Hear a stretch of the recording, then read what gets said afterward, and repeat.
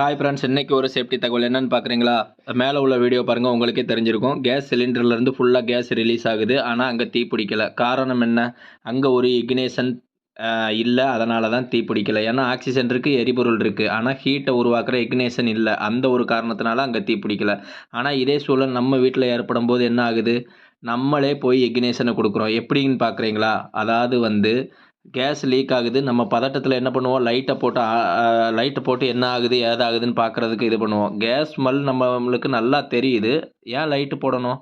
Light போடுறோம் பார்த்தீங்களா? அந்த சுவிட்சில இருக்க சின்ன ஒரு ஸ்பார்க்கு நம்ம வீடு மொத்தமும் பரவுன கேஸை பிளாஸ்ட் பண்ண வைக்குது. எலக்ட்ரிசிட்டி மூலமா நம்ம இக்னிஷன குடுக்குறோம். அதனால அங்க பிளாஸ்ட் ஆகுது. ஸோ நம்ம அவேர்னஸா இருக்கணும் ஃப்ரெண்ட்ஸ். இந்த பதிவ எல்லாருக்குமே உங்க ஃப்ரெண்ட்ஸ் எல்லாருக்குமே ஷேர் பண்ணுங்க. இது போன்ற தகவல் என்னுடைய சேனல்ல அடுத்தடுத்து வரும். நீங்க ஷேர் பண்ணுங்க. Okay friends. நெக்ஸ்ட் வீடியோல நம்ம சந்திப்போம். பாய்.